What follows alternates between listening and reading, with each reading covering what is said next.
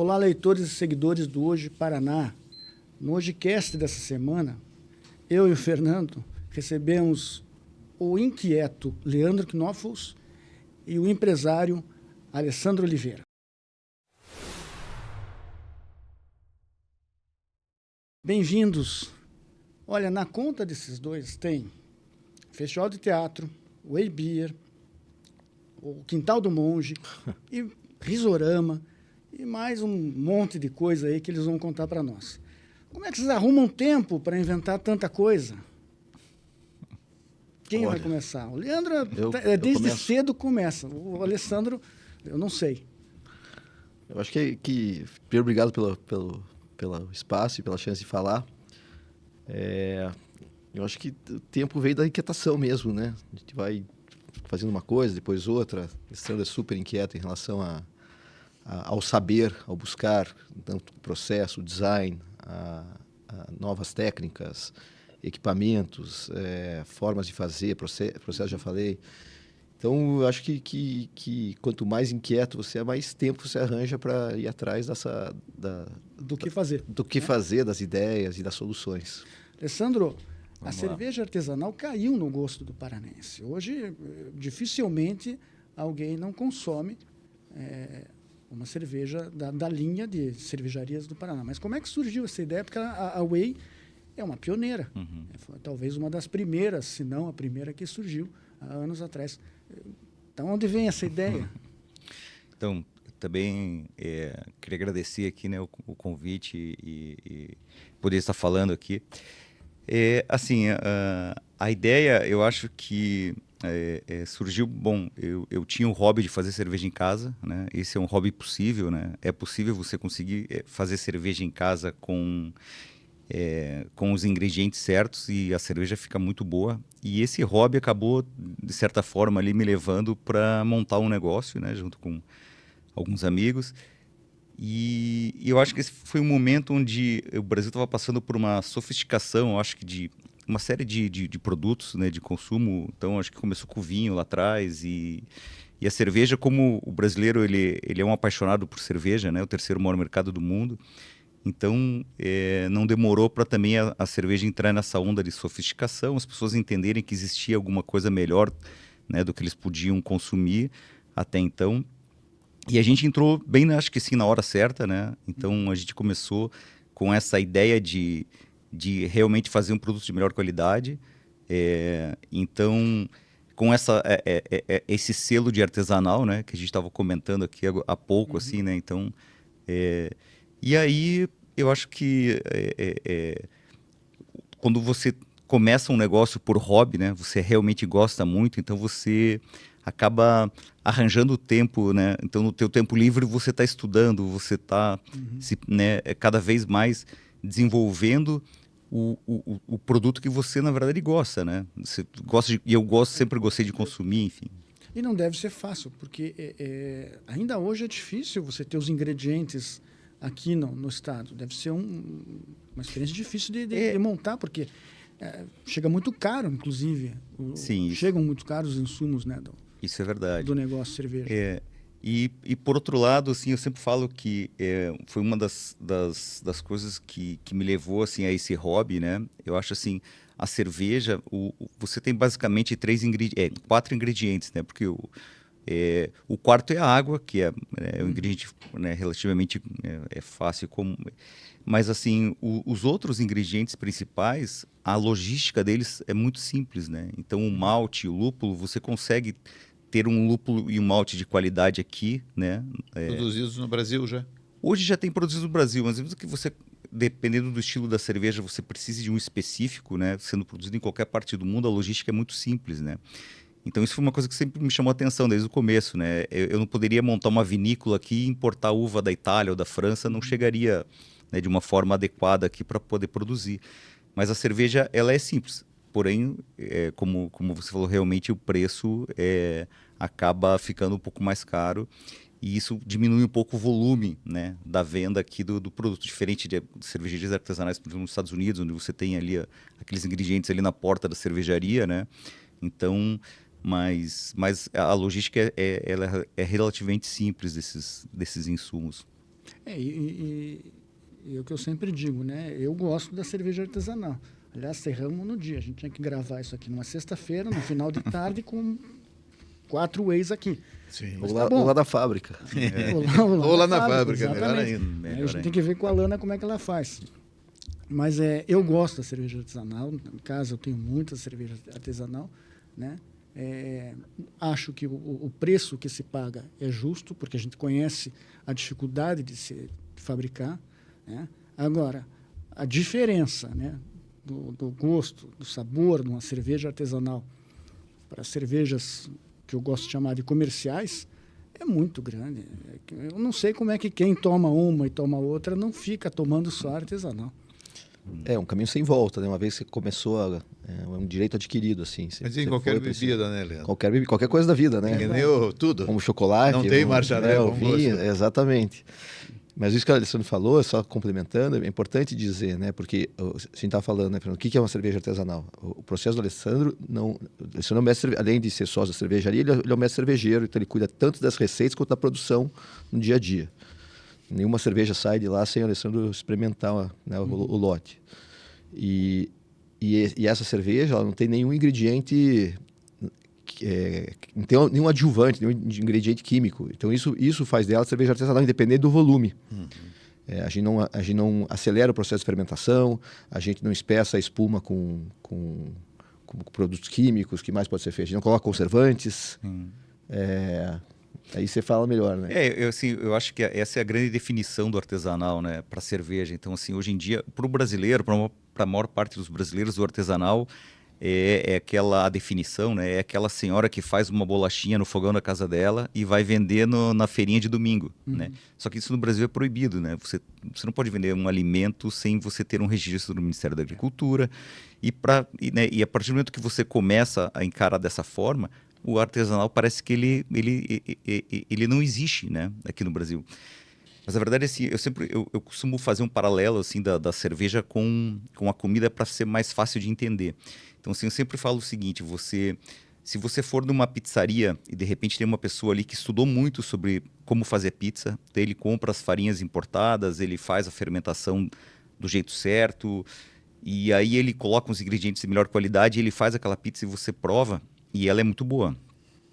E aí você vai no supermercado e compra uma pizza de uma marca qualquer, né, congelada, e aí você come a pizza. Qual pizza é melhor?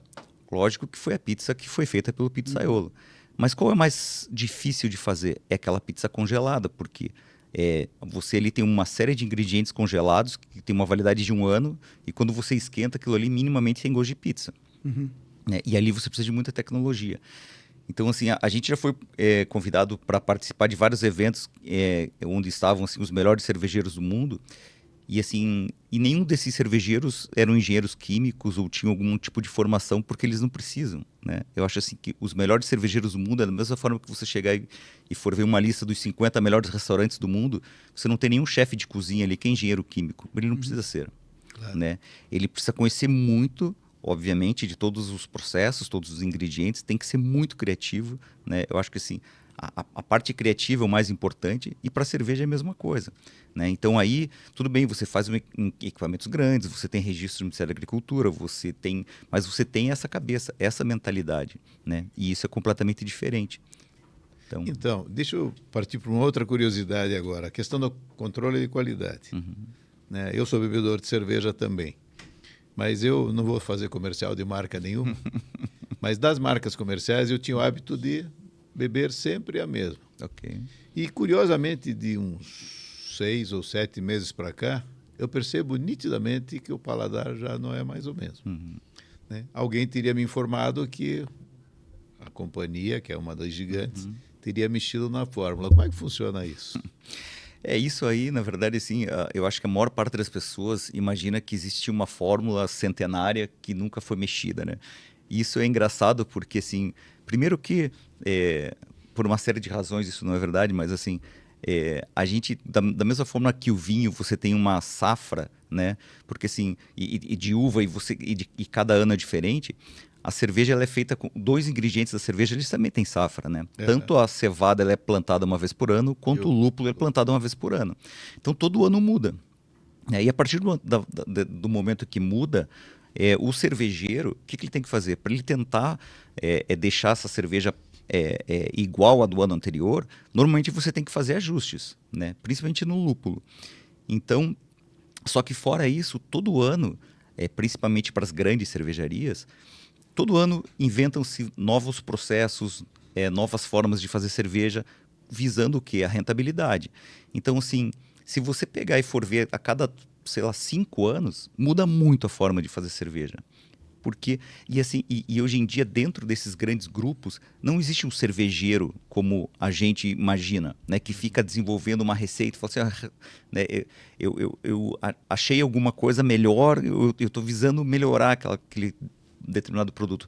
Normalmente são os fabricantes e os fornecedores de insumo que vêm com novas tecnologias e novas soluções. Certo. Para quê? Para que o grupo tenha um aumento de rentabilidade. E é óbvio que vai mudar o produto, né? Então, de repente, novas técnicas onde você, de repente, consegue acelerar processos de fermentação, novas técnicas onde, de repente, você consegue, em vez de você fermentar naquele tanque lá uma cerveja, um tanque, vamos supor, de sei lá, 500 mil litros, né? Você fermenta uma cerveja com 5% de álcool, né? Então, assim, teve um momento que alguém teve a ideia de fazer, vamos fazer uma cerveja com 7% de álcool e a gente ganha escala. Na hora de a gente envasar, a gente mistura água. E a grande indústria faz isso hoje em dia. Então, assim, de um ano para o outro, mudou o produto. Né? Então, de novo, assim, a grande diferença, e eu acho assim, é muito bacana, na minha opinião, assim, a definição de artesanal do mercado americano. Né? Então, assim, ela é simples. Então, o Brewers Association, que é a Associação das Cervejarias Artesanais Americanas, eles têm a primeira grande definição de cerveja artesanal. É a cervejaria que ela foca na qualidade do produto. E isso parece pouco, né? Porque a grande indústria também fala isso, né? Só que na verdade não é. Então, assim, a partir do momento que toda a empresa ela foca na qualidade do produto, então você está realmente fazendo aquilo que o pizzaiolo que eu comentei estava fazendo. Sim. Você está procurando ingredientes de melhor qualidade, você está procurando processos que melhorem tua cerveja final. E o contrário você está procurando aumentar a rentabilidade e resolver problemas. E a partir do momento que você tenta resolver problemas, a empresa inteira, de repente, começa a trabalhar para isso. Então, um exemplo. Num determinado momento, existiu uma descoberta para aumentar muito a rentabilidade, foram ver, só que a cerveja, se você não beber muito gelada, vai aparecer que teve uma mudança. Marketing, lança uma propaganda, beba estupidamente gelada. Ninguém vai perceber. Então você vê que o todo ele trabalha para um lado e na cerveja artesanal o todo trabalha para outro. Então, assim, é realmente uma grande diferença. Entendi. Quantos produtos hoje a Whey produz? Olha, a Whey, a gente é a cervejaria do Brasil que mais receitas tem registradas no Ministério da Agricultura, né? A gente está em torno de 700 receitas diferentes. Mas então, nesses 15 anos, quantos carros-chefe? Comercialmente, assim, lá na fábrica, a gente dificilmente tem menos do que umas 20 cervejas diferentes ao mesmo tempo, sendo vendidas ao mesmo tempo. E o mercado primário na nossa região?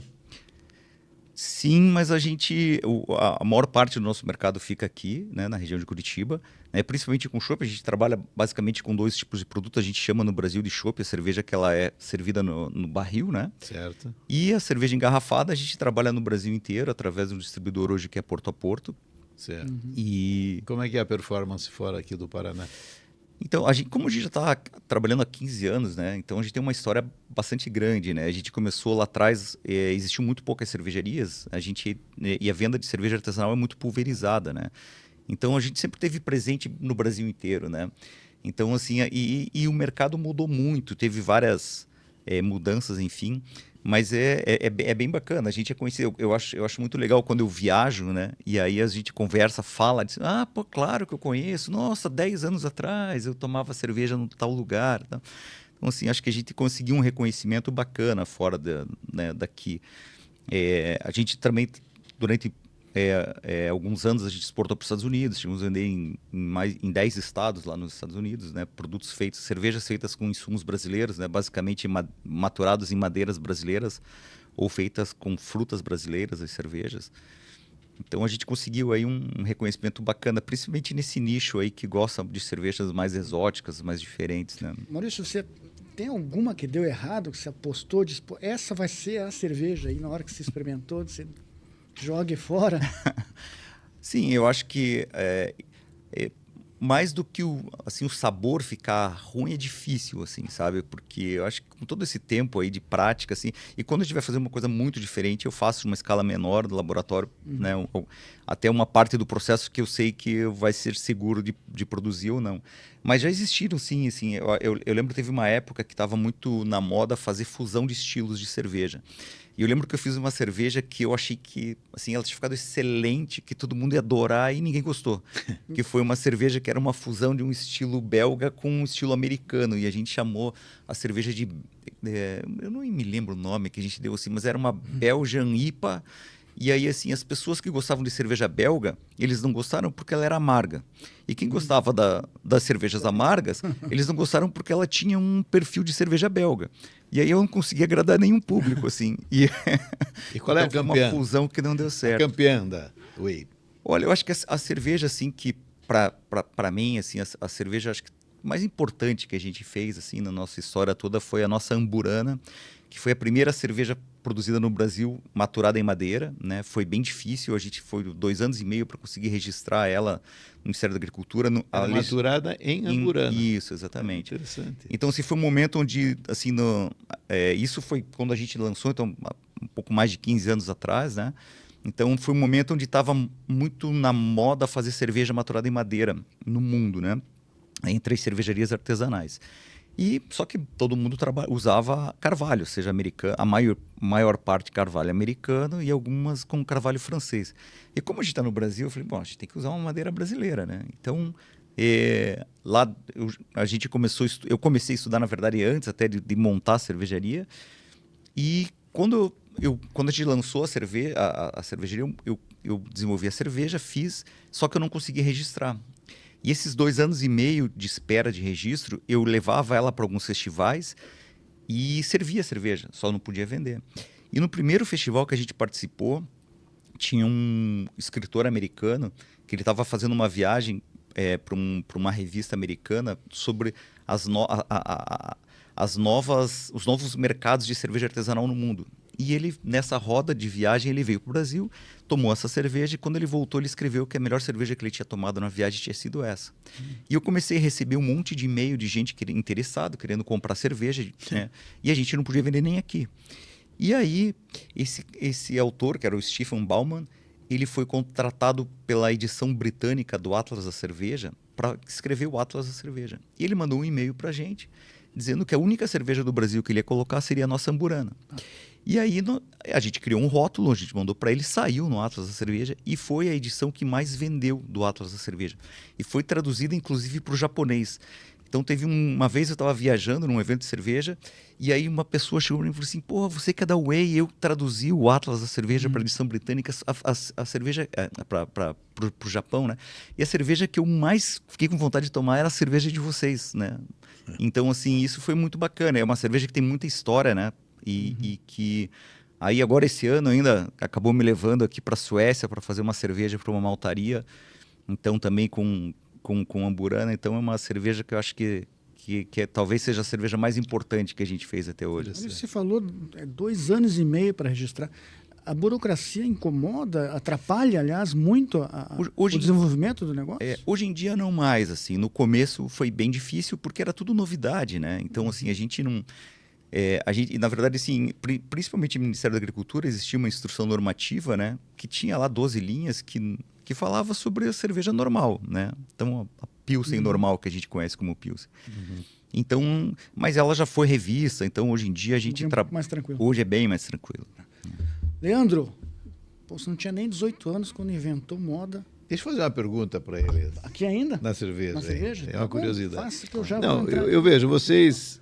Né, o marketing de vocês foi muito bem feito, sempre saíram de Curitiba, estão vendendo no Brasil inteiro. Nunca houve a cobiça desses gigantes cervejeiros querer comprar a Whey Beer? Pela risada já tentaram Confesse. 12 vezes. Houve. Porque era uma moda, né, Leandro? Eu me lembro, você tinha lá cervejas boas em Petrópolis, de repente ela durava 2 anos, vinha um gigante comprar. Aqui, de Santa Catarina, aqui em Santa Catarina. Também, né? Mas Houve, que mas bom que vocês não venderam. Vocês resistiram à tentação. Então, vamos para o Olha, teatro. nem 18 anos se tinha, então, Leandro. Que história é essa? Como é que se inventa a moda desse jeito no Paraná? Pois é, faz Fazer tempo o já. Festival de Teatro faz mais de 30 de anos. Curitiba, Né? que hoje não chama mais Festival de Teatro de Curitiba. Festival de Curitiba. Então, começou lá em 91, uma percepção que tinha espaço na cidade, mas não tinha oferta do produto, né? Uhum. Junto também com amigos que hoje não são mais sócios, mas fizeram parte da história. E deu certo, porque acho que era o momento certo, as pessoas certas, no lugar certo, o Brasil mais descrente, pós plano de Era Collor, né? Uhum. E mesmo assim, o Banco Bamerindos, então, né, um patrocinador privado, resolveu patrocinar um evento fora dos centros culturais do Brasil, que eram Rio de Janeiro e São Paulo. Hoje continuam sendo, mas muito mais pulverizado, né? E aí tudo se alinhou, assim, né? O Jaime Lerner, como prefeito, resolveu acelerar a construção da Ópera de Arame para abrigar o festival. Uhum.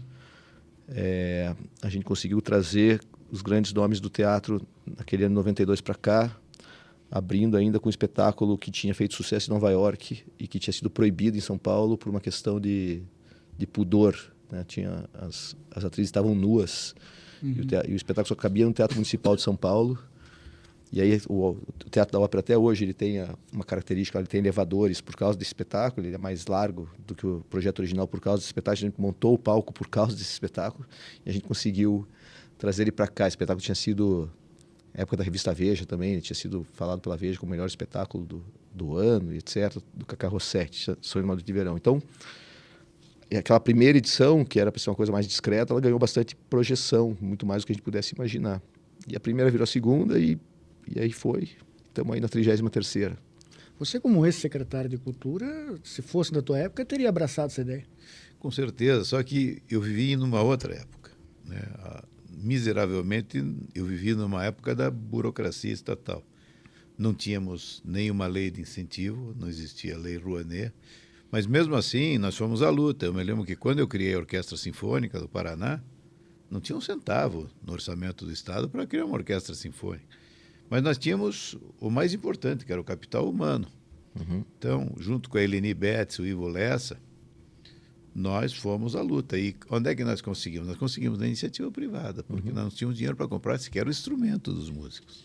Fizemos um concurso público nacional, né, coordenado pelo maestro Alceu Bocchino, Maes Tavares e Santoro, que eram os 3 maiores maestros do Brasil naquele momento, e trouxemos o que tinha de melhor no Brasil para cá. E quem bancou aqueles instrumentos na época foi uma empresa privada, que foi a Gerdau. E a partir dali a orquestra chamou a atenção e começou, de alguma forma, a conseguir recursos. Mas era uma época muito difícil aquela, né? Porque o orçamento da cultura, a minha secretaria era Cultura, Esporte e Turismo, tinha 0,5% do orçamento do Estado. Então fazíamos mágica, mas tudo na base do idealismo e dos empresários que acreditavam no processo cultural. Mas mesmo assim, o Leandro é um desbravador, eu acho que tem que ser enaltecido, porque essas coisas não acontecem por acaso. Se você não tem uma liderança forte que vá bater na porta e vai buscar, né? Ele teve a ideia e foi buscar a parceria. Isso é fundamental. Isso não acontece normalmente no Brasil. Porque uma boa parte dos produtores culturais, especialmente os do eixo do Rio-São Paulo, eles vivem das benesses públicas só. Eles não dão esse segundo passo, né? Eu mesmo tive o privilégio de ter sido presidente da Embrafilme. Eu sei como é que funcionava aquilo.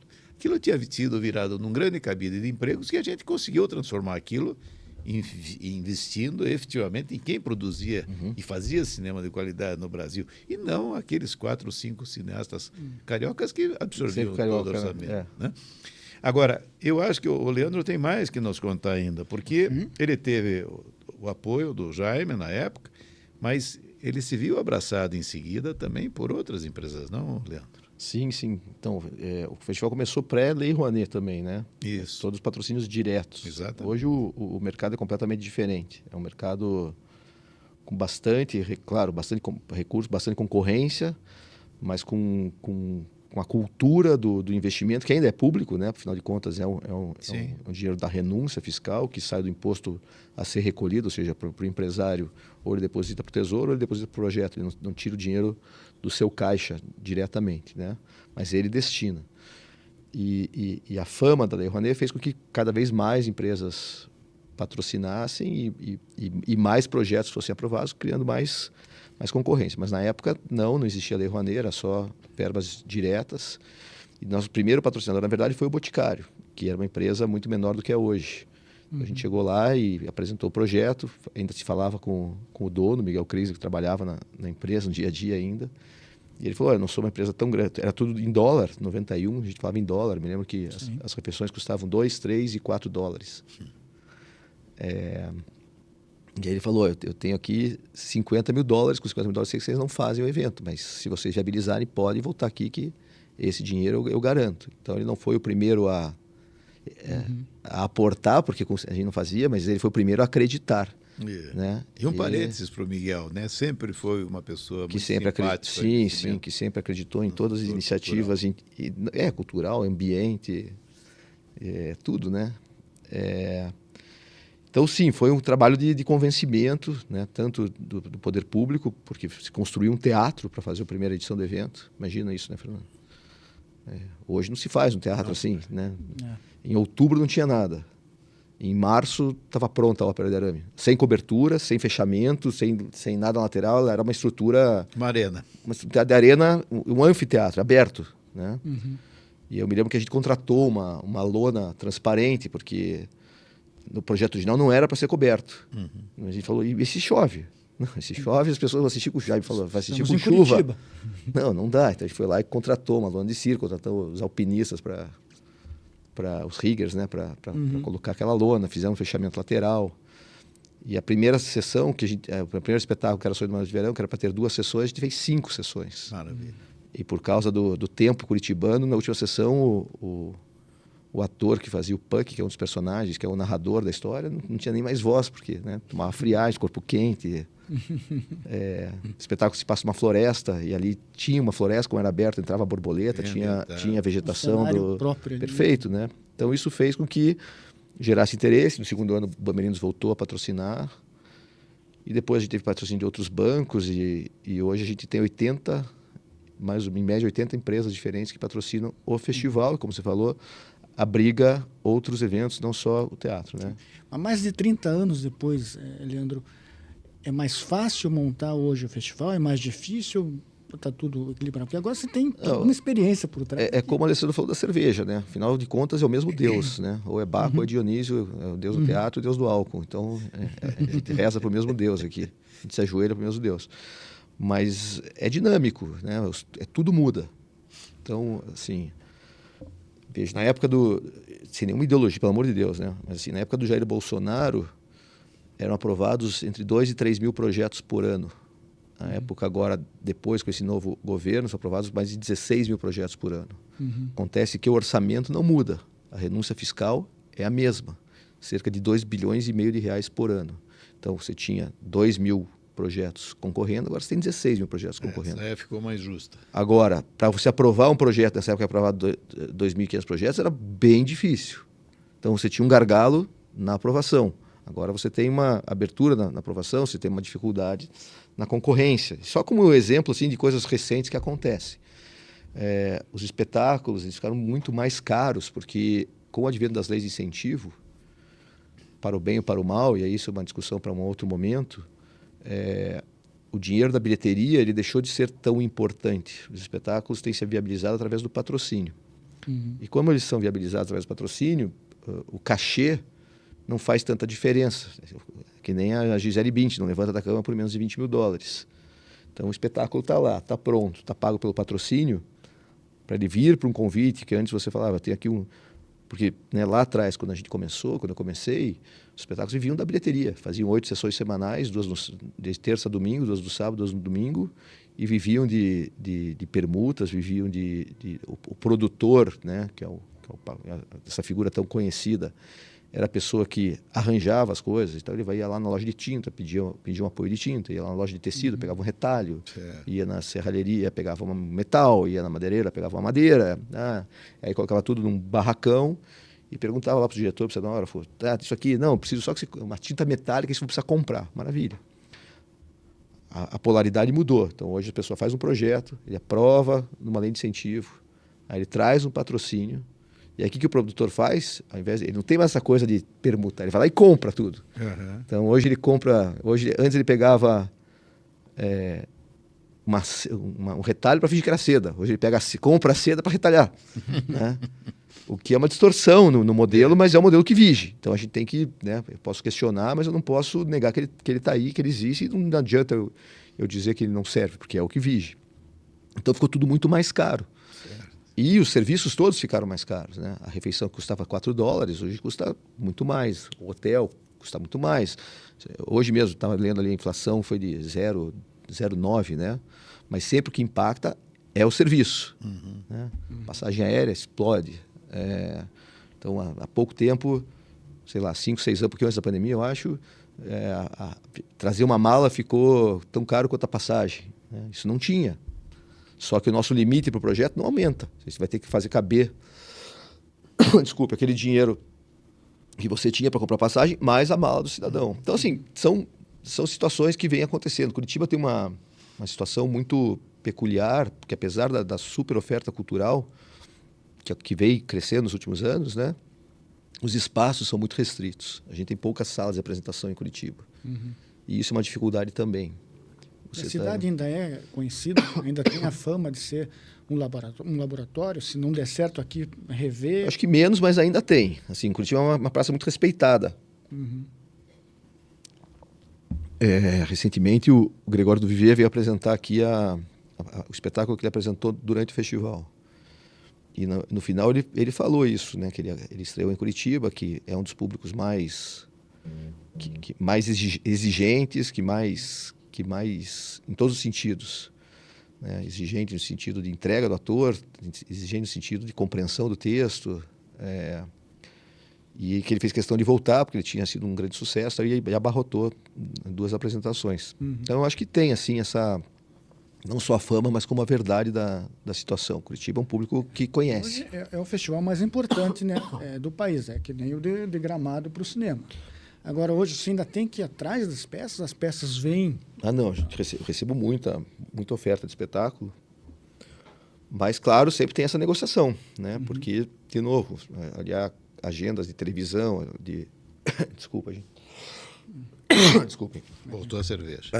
Exatamente. Ali a agenda de televisão, ali a agenda do streaming. O ator hoje ele é um cara muito versátil, né? Um profissional, uma profissional, eles são muito versáteis nesse sentido. Eles estão o tempo inteiro com vários trabalhos ao mesmo tempo. Então, vir para Curitiba, às vezes, por exemplo, no espetáculo, está marcado na sua cidade no final de semana. Então, a gente traz aqui no dia de semana. Mas uma curiosidade, você começa a montar a grade de espetáculos, é assim que chama? A grade? Sim. A grade se começa a montar com quanto tempo de antecedência? Uns 8 meses. Então, você praticamente terminou o festival, já começa outro. Sim, na verdade, nesse aqui eu já estou falando para daqui a 2 anos, por exemplo. Quantas pessoas estão contigo no processo de organização? No dia a dia, durante o ano inteiro, cerca de 30. Durante o festival, 600. Certo. Diretamente. Nós damos uma boa cobertura, né? Eu sou muito bem atendido lá pelo Max. Sim. Né? O Max me diz, né, que ele faz o encerramento e no dia seguinte já tem reunião para programar, não o outro ano. Um ano depois ainda. O próximo está previsto para? 30 de março a 12 de abril. A gente sempre pega o aniversário da cidade. Já está tudo fechado. Não. E tem tá no caminho. Tem alguma super sacada para nos contar?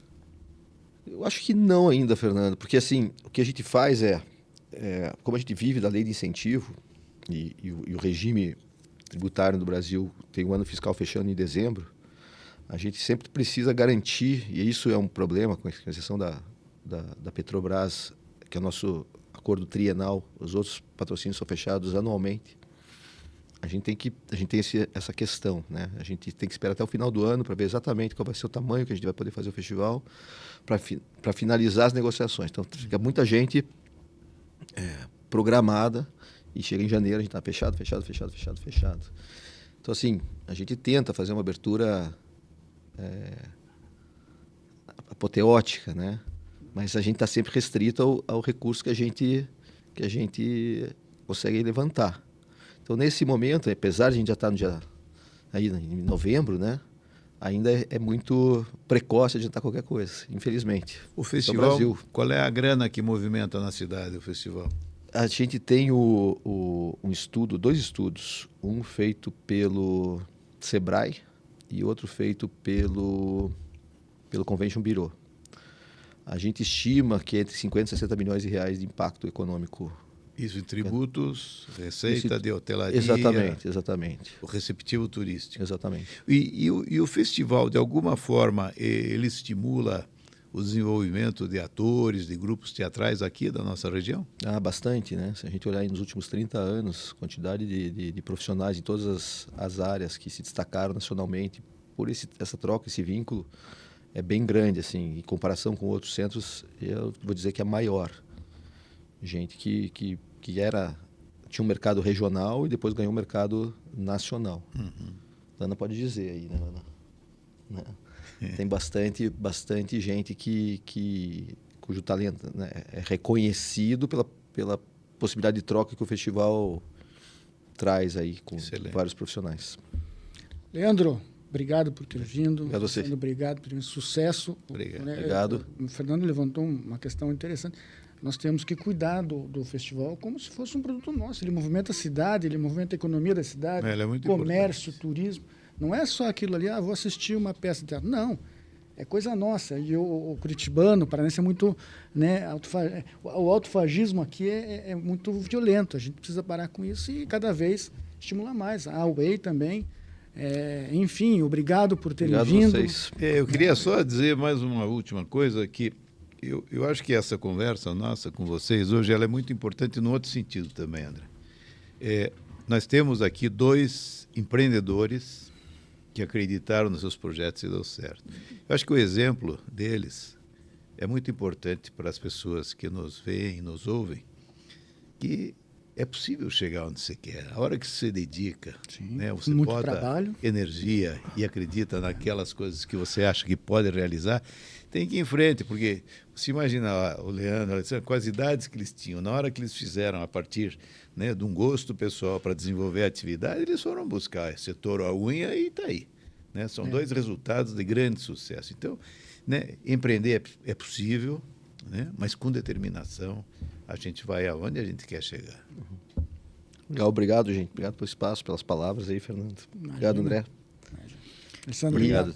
Sejam bem-vindos sempre. Tá bom, estão convidados para ir para a fábrica. Vamos lá, sim. Como dizia no teatro, merda.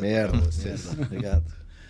Semana que vem estamos de volta. Acesse as nossas redes sociais, o @hojepr, e acesse o portal, o hojepr.com.